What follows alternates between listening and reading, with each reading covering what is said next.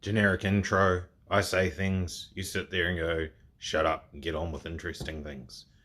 Okay, let's do that. So last video, I was literally standing here going blah blah blah, talking about this stuff, these things. Interesting, somebody this morning who's just got himself banned from the lab on the Facebook made a comment of, I can't remember exactly, oh my god, I hope the customer's not paying for that spaghetti wiring job, what a mess. So, I mean, kudos to you, you're a rocket scientist, because everyone knows this is 100% finished and the customer's going to drive this away today. And this is our show car finish paint job in the engine bay here. And our awesome headlights and fantastic new grille and bumper and low volume cert and everything. Obviously the car's finished, isn't it? So this is how it rocks off out the door. Anyway, so some parts have turned up. Yes, big mess, like one man working in little space. This is my little area that I'm using. Big mess. Yep, that's all right. It doesn't matter, does it? I know where shit is. Oh, I swore. Probably shouldn't swear on my videos. Parts turned up from the good fellas at Green Lane Speed Shop. So I ordered those yesterday, and they're here now. Awesomeness. What we're going to do with those parts is we're going to make a power steering reservoir, which is going to mount off these two bolt holes here. Ta-da, cap. One of the comments on the previous video was I could mirror image that, put it over here, and we could do an oil catch can. That's not entirely silly. We could do that. A 90-degree fitting here on that hose would be nice to get us in this general direction, straight into the base or the top of the catch can type thing. That would be one side taken care of. The other hose, I guess, can run straight through under there, around the corner and over to that fitting. That would work. There'd be no problem with that. And a hose from somewhere on the can and into here. Might look into it. We'll talk with the customer and see what he reckons. It's a little bit more on the engine bay that wouldn't necessarily have to be there, but we'll see. If he wants a catch can, we'll do that. I think that's not a bad idea, and it'll keep all these inner guards as clean as we can possibly keep them in their 100% show car finished state. That is entirely open to criticising because it's finished. So in that, a couple of fittings that we need that go, you can't see it, underneath on the other side here. There's 3 holes, 1, 2, 3. So we can put some ports in there. We can do those PCV hoses that I talked about in the previous video. That one. So I'm going to get on with that. That'll be that done. Fuel hoses are actually lying on the floor there at the back of the car. They need to be blown out so they're clean, and attach them there. It's only just getting assembled just enough so we can run it on the dyno and get the tune done. So it'll literally be cable ties holding the fuel hoses up under the car, because that's going to happen on the 12th, hopefully. The 17th, this thing has to be stripped and in at the panel beaters for repair to the chassis rails where those pinhole rust problems are occurring. Bit of a saga with that. So low volume vehicle certification rules. Let's turn the camera around. Boom. Ugly face. Low volume vehicle certification rules, basically something like that. Those chassis rail repairs. If I'm repairing it and not changing it in any way, shape or form, just fixing it, then it is a repair, and it has to go through the repair cert process. So for the repair cert process, our certifiers here in Hamilton are saying I need an iCar welding certificate, and it also has to be MIG welded. So I don't have an iCar welding certificate. I could get one, that wouldn't really be a problem. It's $530, lasts 3 years. It's not really an issue. They want the welding MIG welded. It's not a problem. MIG welding's pretty easy. I can do that. I don't have a decent enough MIG welder that I would want to use for this type of job to get the standard that I would want to see. Never mind what the certifier would want to see. So I would have to buy a MIG welder as well. At which point I kind of went, you know what? This thing's got to go on a chassis machine, and it's got to get a lot of painting done under the floor, on top of the floor, in the engine bay, all the new chassis rails and all that sort of stuff. So why don't we just get the repairs done at the panel beaters when it's on the chassis machine, and then get the painting done after the certifiers check the repairs, both certifiers, low volume vehicle certifier and repair certifier, and then we just get it all painted and it's all done, and then I can bring it back here and literally bolt it back together. It will have already been tuned, hopefully, so we won't need to worry about it damaging paint or anything like that. We'll just put it back together very, very carefully, and it's done. And it's off to its full low volume vehicle cert inspection. That'll test all the brakes and the performance and all that sort of carry on. This thing still has to go through the Low Volume Vehicle Technical Association Committee. I've partially done the paperwork for that. That still has to be done. There is the potential they can put their hand up and say, I don't like blah blah, something, whatever it is, and that could potentially involve chopping and changing some things. It's pretty unlikely. I've read the rule books and I've followed procedures as far as what can and can't be done. I'm pretty confident that that sort of thing will be okay. That's why I'm not too concerned about putting paint on it. They could absolutely turn around and say, don't like the way you've done the front chassis rails and you've got to change all that.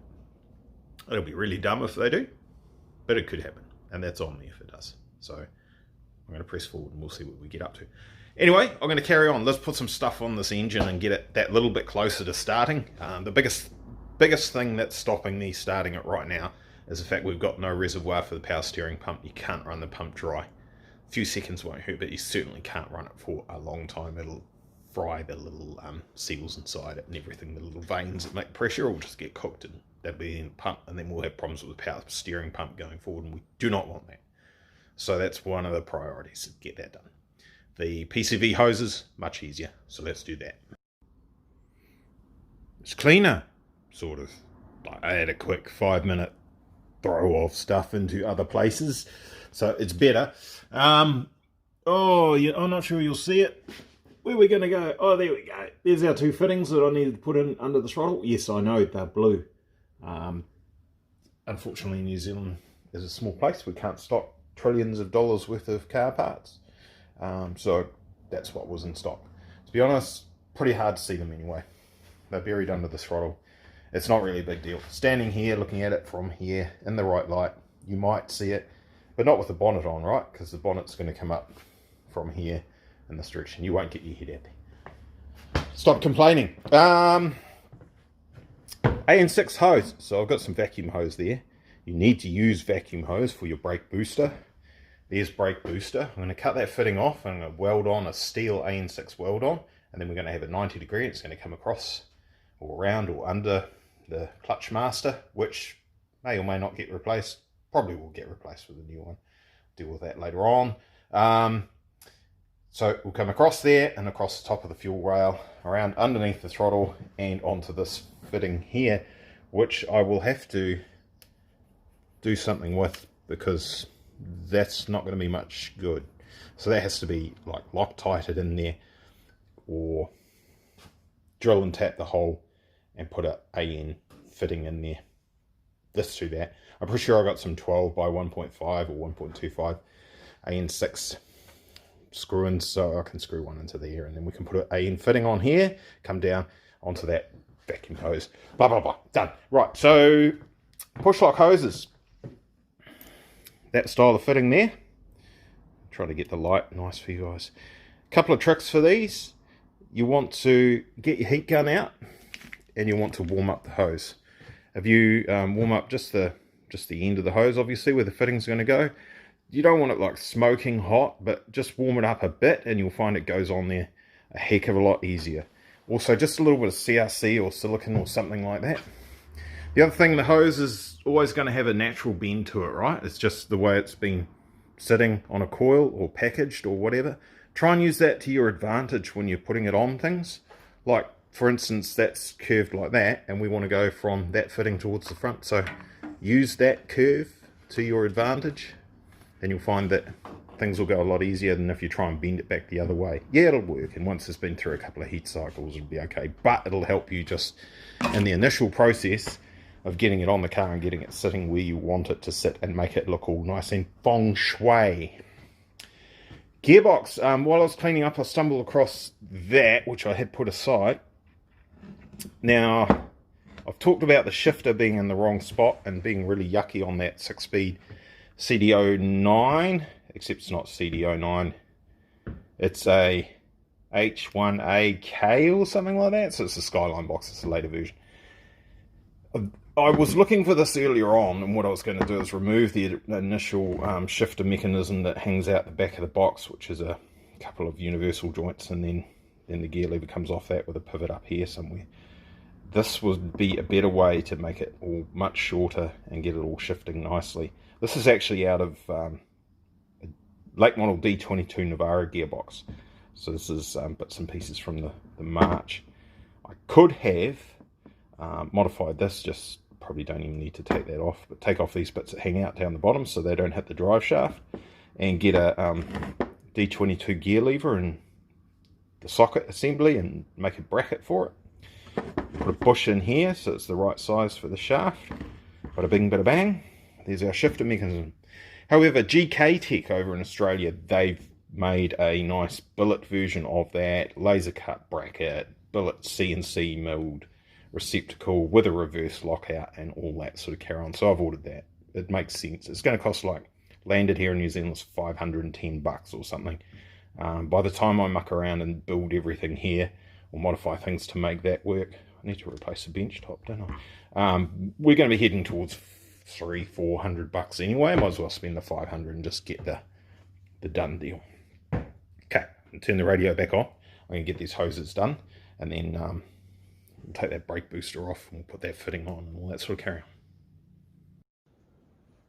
Far too much work going on for a Saturday, but I'm going to have to do something about these white dots on this vacuum hose. The other side, of course, has got the markings and stuff. So there's our fitting welded on there. Looks alright in person. Again, very hard to make welding look nice in pictures. Sometimes it looks great, and sometimes it looks terrible, and doesn't actually necessarily reflect the quality of the actual weld, believe it or not. It can change it in person. There's our PCV hoses are on there. That's that. They're I suppose you might be able to see it from down here, tucked onto there. Have not done this yet. Looking at that, that's a bit of a nuisance. It might involve taking the snout off and welding an AN6 fitting on here. Might be the nicest way to do that, or plug that hole, drill and tap one from underneath or something like that to make it look pretty. I'll get on with that in a bit. For now, just to make the car run, all we need to do is put that onto there, and that needs a vacuum source post throttle, which was teed into this brake booster hose to start with, but that's pretty yucky. There's a spare port down on the other side underneath the throttle there, so I may just put a barb fitting, brass barb fitting into that and onto there. It's pretty it's a bit wobbly, that, isn't it? It's pity that nipple's not underneath where it would be nice. Can't shift that, unfortunately, because of the way the device is made.